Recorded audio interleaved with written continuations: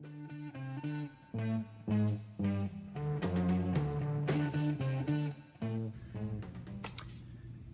friends, Trevor here.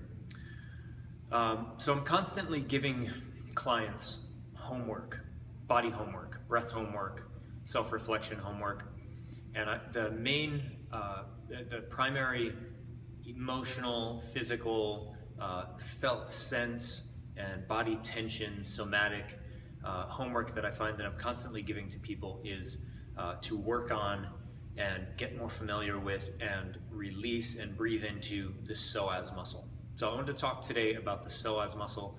I've been in the past referring people to other videos for this, but I'm constantly undersatisfied, so I'm just going to make one of my own. The psoas muscle, extremely important physiologically, evolutionarily, and mental, emotional, somatically.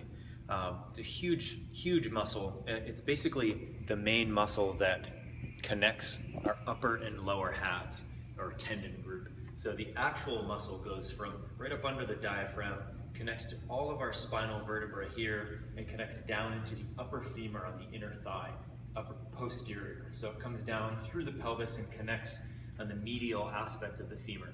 So a huge long muscle group, connects with the iliacus in through the inside of the pelvis.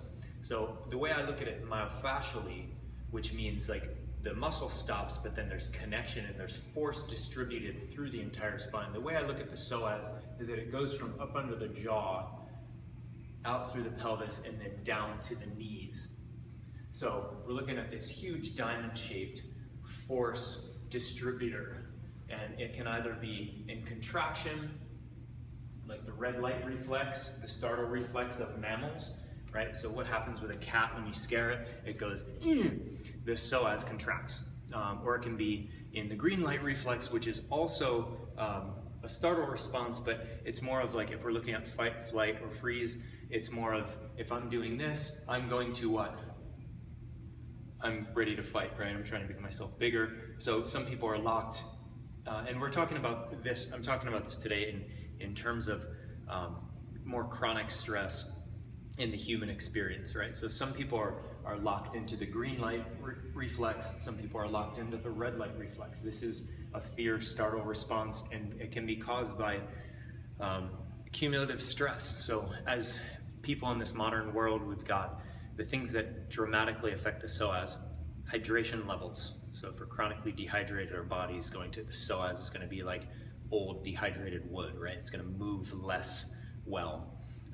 Lengthen less well and shorten less well, and have poor response to our movement and our ideal position.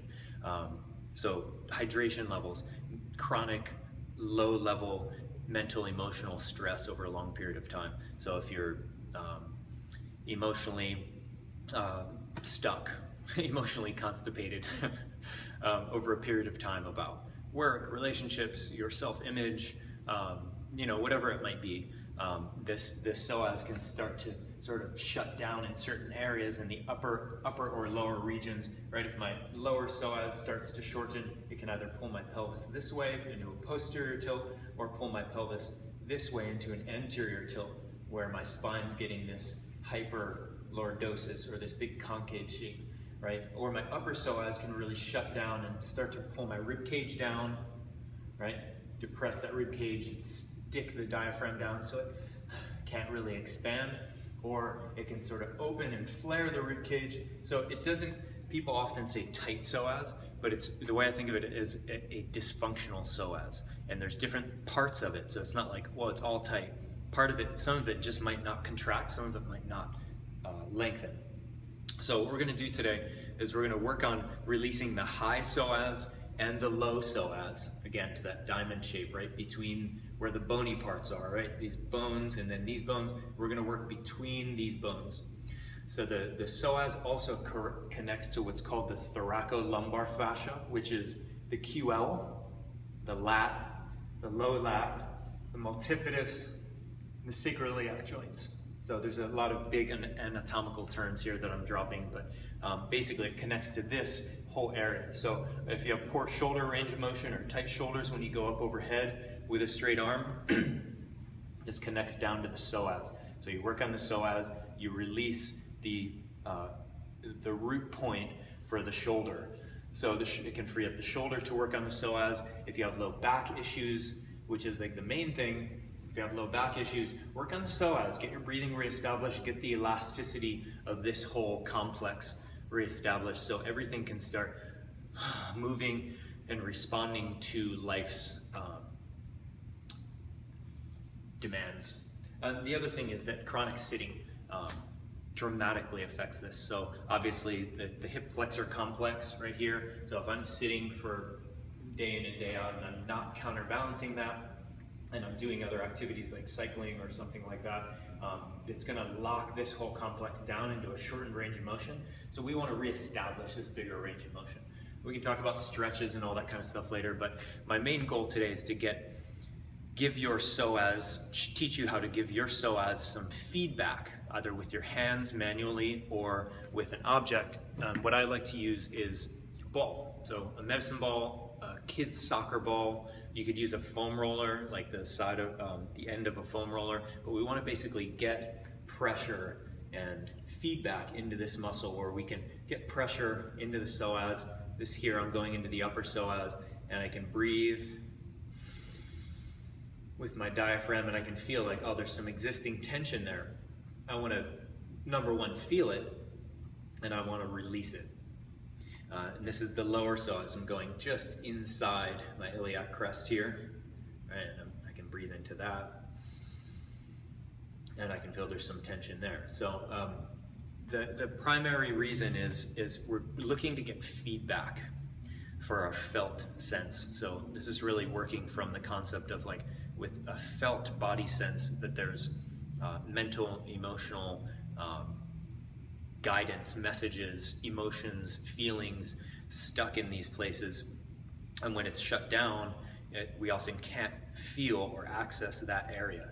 So by giving it feedback, we can often like, okay, there is tension there, there is energy there, there's something there. And I just ask you to, as you release this stuff, just be with the feeling that that muscle might be holding, like whether it's like anger or irritation or frustration, or it's normally something negative. So, you know, and that's okay. So we say negative, but these are just emotions. So we can just kind of let that, like, yeah, oh, I feel irritation in this, or I feel stress, or I feel depression, or I feel, you know, whatever reason it's shut down and it's not moving. We all have these emotions, and the idea is to not have this positive or negative sign over them, but they just are.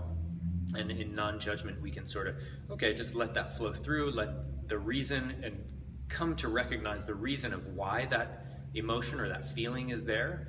And then once we can do that, I guarantee that muscle is going to have a better chance of releasing if we can recognize what it's holding.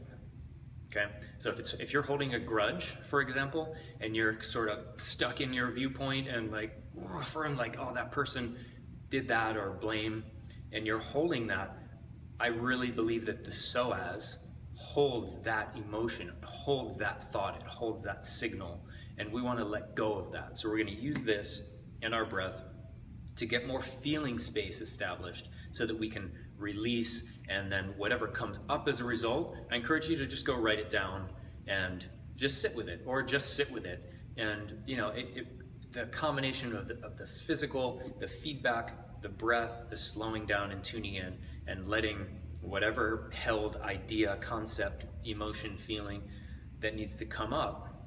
The psoas holds a lot.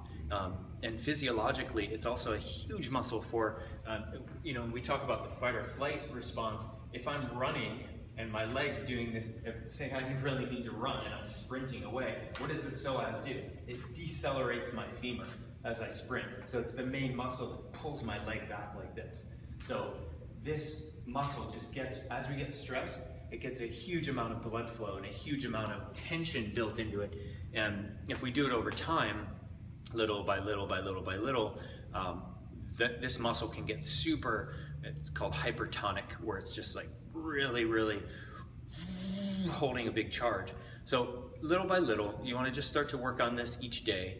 Breathe into a different area of your psoas. You could sit in your car and do it with your hand, but the way I'm going to do it is laying on the ground. Okay, so we're going to move to the ground, and we're gonna work on this a little more. I'll break that down next.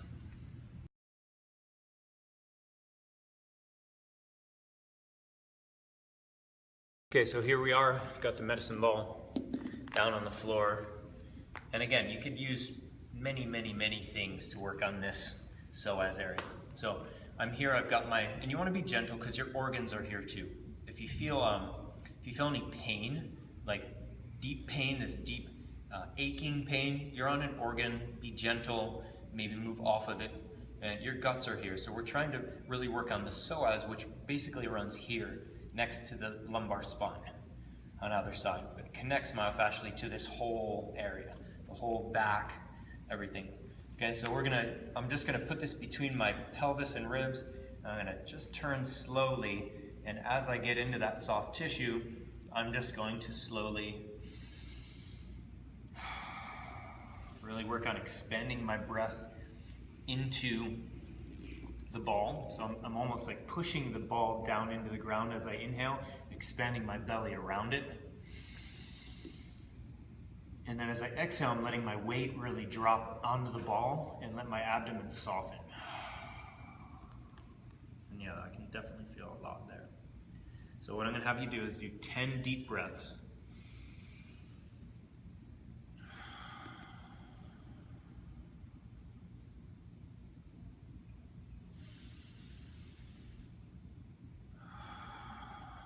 In through the nose, out through the mouth. And just really feel, relax, soften. You'll be amazed at how much tension this area holds that you have never probably tuned into. And this is one of the things behind like somatics and psychology and these types of things. They often talk about when you're relaxing and you're trying to bring a trigger response or stress levels down, you want to think about having a soft belly. And this is because because of all the things I just spoke about, when we get stressed, and this doesn't mean a high level of stress, it can be just very underlying stress that you might not even notice, very subconscious stuff. When we get those kinds of stress, when this responds, right, it gets tense. So our abdomen, we can just check in with that and say, well, I've actually got a pretty tight abdominal wall. And so this is a way to release the abdominal wall, the psoas, and all the associated muscle groups, the pelvic floor, the diaphragm, like I said, thoracolumbar fascia, the QL, the lat, all this stuff is attached. So this is all fair game. You can go into the posterior, the QL, right? So this is basically the back door of the psoas. You can get into the QL. I'm gonna do the same thing. You wanna be gentle because the kidneys are here and the adrenal glands, but we wanna just gently feel around for all the connection points of the psoas around the abdomen. So I would do this over time, finding each position on this side of my belly button. I would explore this with my breath, do the 10 breaths in a spot, move to a different spot, do the 10 breaths, move to a different spot, do the 10 breaths. And then when I've finished that side, I'll move over to the other side of my navel and do the same process. I can get up under the sternum a little bit more, up under the rib cage for the high psoas. I can get more down into the low abdomen, really down into here to release the low psoas. So it's all fair game, but just be sensitive. If it's pain, like aching pain, that's organs. We don't want to put a lot of pressure there. But if you can feel this underlying, almost like webbing, pulling, like myofascial pain, like just a web tension that's under your skin, that's what we want to release, and that's what we want to notice and really expend our breath into. And as we do that, the area lights up neurologically and starts to get more blood flow and get more sensation. And then that way we can, I like to say, we can let anything that's stored there float up to our mind, right? So we can like just realize like, yeah, you know what, I am stressed, more stressed than I want to be. Or you know what, I always want to do this and I never really get to. And you know, I mean, it might be something that you might not have expected.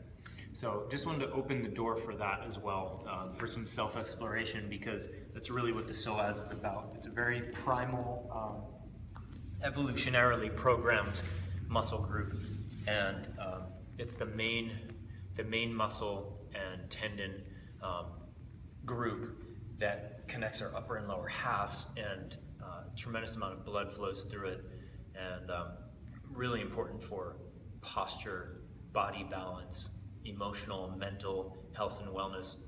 Why do you think when most people have back issues, it has to do with mental emotional stress? It correlates with that. Or if you just have a straight injury and you don't feel like the psychologically driven stuff applies to you, just look at this from a functional perspective, an anatomical perspective, and the physiology behind it. It makes sense.